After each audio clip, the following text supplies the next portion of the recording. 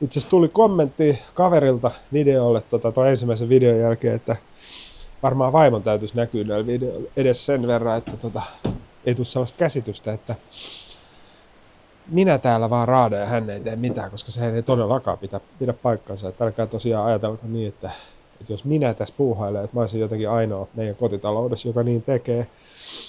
Mut joo, Veetin kanssa tänään vähän siivotaan tätä vajaa ja tuli mieleen tässä siivotessa, että tuohon sais pyörät, ne on normaalisti täällä vajan sisällä, tässä vajan lattialla, tiellä koko ajan, niin laitetaan tonne telineet tonne vajan seinälle, niin saadaan sinne pyörät nätisti ja ne ei ole tiellä. Niin tuossa nopeasti googlettelin, että saisiko niitä tänään vielä jostain, mutta en kerinnyt kattelee vielä, että mikä on niin hyvä ja mikä on huono ratkaisu. Palataan siihen varmaan tulevilla videoilla, sitä ei ratkaista tänään sitä asiaa, mutta pääasia, että saa tämän vajan nyt vähän silleen kuntoon, että pystyy tässä pöydällä tekemään asioita, joita oli täynnä kaikkea talvenjäljiltä, kaikkea rompetta, niin nyt on vähän pikkasen siistimpää ja helpompi edetä tästä.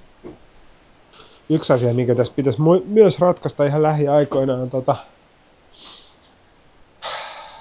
tämä kosteus tiivistyy tänne peltikattoon. Tässä ei tietenkään tämmöisessä ulkovajassa mitään eristystä tässä. Ja tietyllä lämpötila siinä nollan tuntumassa, niin kosteus tiivistyy tänne peltikattoon. Sitten se alkaa valumaan ja sitten tippuu.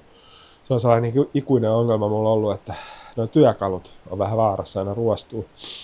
Pääsee kostumaan. Niin onko teillä kokemusta jollain siellä lisätä ilmanvaihtoa tämmöiseen hökkeliin? Mä oon jo aikaisemmin tehnyt tollaisia tuuletusreikiä tonne ja sitten täällä on ihan hyvä tuuletus tässä lattian. Tässä on tällainen niin ton verran varmaan ilmatilaa tämän lattian alla ja sitten, mutta toisaalta sieltä ehkä tuleekin myös sitä kosteutta. Mutta mä oon katsonut, että on olemassa sellaisia aurinkokennotuulettimia, mutta sitten toisaalta ne ei toimi silloin, kun niiden pitäisi toimia. Eli just tälleen talvella tähän niin hökkeliin ei paista oikeastaan aurinko, muuta kuin kesällä, iltapäivällä, niin niitä on sellaisia akullisiakin, että ne sais varmaan kesällä aika hyvin toimia, mutta kuitenkin se pitäisi ratkaista jollain tavalla, niin pääsee tästä kosteusongelmasta.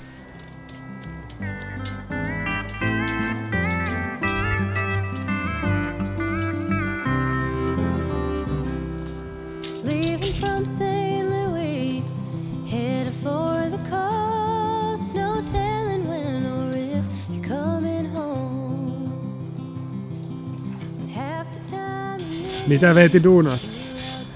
Mitä teet? Yritän ottaa ennen ustat lähtee, mutta jää ruostettu tai jäänyt ulos. Niitä jää ruostunut, mutta en mä ustat lähtee tällaisella metallisädemisellä harjalla. Mutta katsotaan. Saa hintaa, jos haluaa lähteä. Mulla on ollut entinen, mutta katsotaan.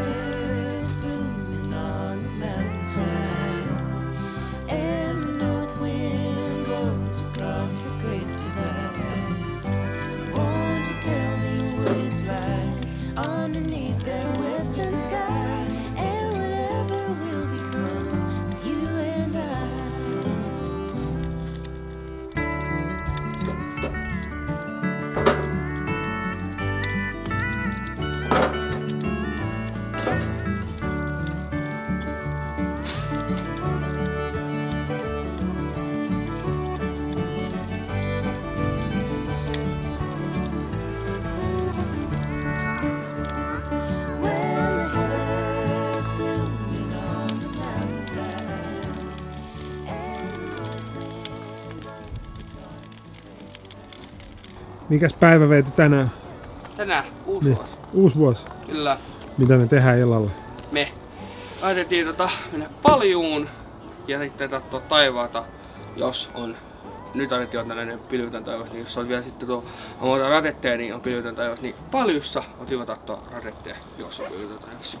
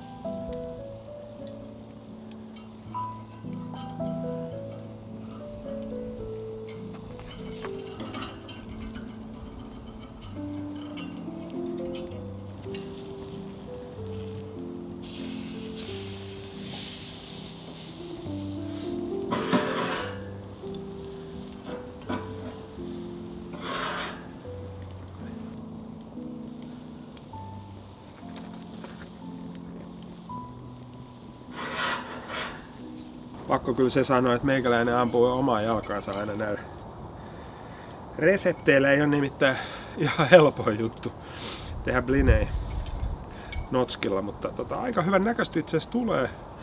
Tarkoitus ei ole tietenkään syödä näitä tässä pakkasessa, me syödään nää perheen kanssa illalla. Paistelen niitä tässä, mutta maistetaan tietenkin videoa varten. Koska kyllähän teidän pitää saada tietää, miltä tää maistuu. Niin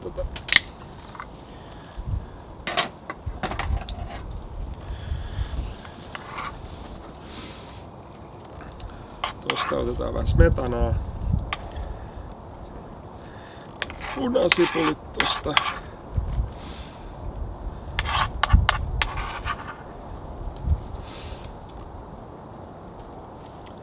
Asettelu ei ole nyt ihan paras, mutta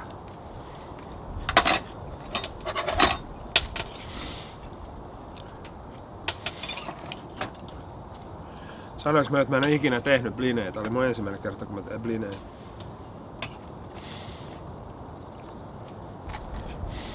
Ja nämä on täysin gluteenittomia. Moni retkivideoiden katsoja tietää, että mulla on keliakia. Eli kaikki ruuat, mitä mä teen täällä, on aina gluteenittomia.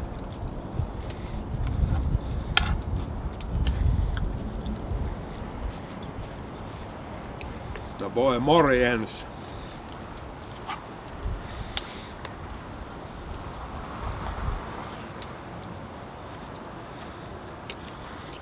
Ihan pakko sanoa, että oli kyllä todella hyvä.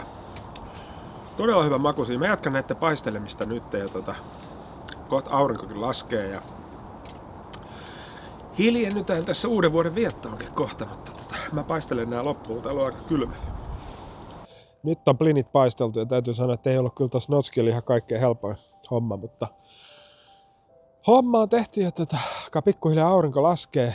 Kello on jotain 15.20 tällä hetkellä ja ehkä muutama sana noista tulevista projekteista, jos näkyy tuo takana tuo meidän grillialue, se on just toi, missä on punaista kiveä tuossa alla. Ja siihen olisi tarkoitus tehdä kate, semmoinen pergola-tyyppinen varmaan valokate siihen päälle ja sitten sellainen kesäkeittiö, sydämi ja grillit ja hässäkät sinne jossain vaiheessa, mutta ehdottomasti tämä liuskakivi piha, millä mä nyt tässä seisoskelen ja kävelen, niin tää on kyllä prioriteetti numero 1, just sen puhuin tuosta viime jaksolla tosta, mä jouduin nostaa sen kaivon tonne tälle korolle ja sitten toi kaikki vesi jää seisoo tonne alueelle, mikä ei ole vielä valmis, niin se on ihan ensimmäinen juttu, mikä pitää tehdä tässä, kun vaan pystyy. Nythän olisi periaatteessa pystynyt, nyt ei ole ollut ollenkaan pakkasta, mutta huomisesta lähtien onkin luvattu pakkasta ja lumisadetta, niin keli ja meininki vähän muuttuu, mutta sillä aloitetaan kevään pihaprojektit. Se on ihan pakko saada niin kuin ensimmäisen kuntoon. Sitten tässä talven aikana varmaan tehdään yksi tommonen puuteline tonne. Mulla on ollut enemmän tai vähemmän väliaikaisia polttopuutelineitä. Yksi sellainen pitkä ja hyvä, missä on niin kuin loosit ja tolleen, niin tehdään tonne. Ja vajaan tulee vähän muutoksia tässä ja sitten tosiaan sitten kaiken näköistä, mutta sitten on se iso projekti kyllä toi grillialue kautta kesäkeittiö, niin siinä se ei olekaan ehkä välttämättä näin näppärästi hoidu kuin tämän päivän hommat, että voi olla useammankin videon aiheena osittain sit se projekti, mutta sellaista on tulossa. Ja joo, kivaa puuhastelua. Kyllä mä sanon näin, että mä en mulle tällainen sopii kyllä tämmönen omakotitaloelämä, että pystyy tekemään varsinkin kesällä sitten tietenkin vielä paremmin, niin pystyy puuhastelemaan täällä pihalla kaikenlaista, niin se on kyllä mulle sopiva elämäntyyli kyllä.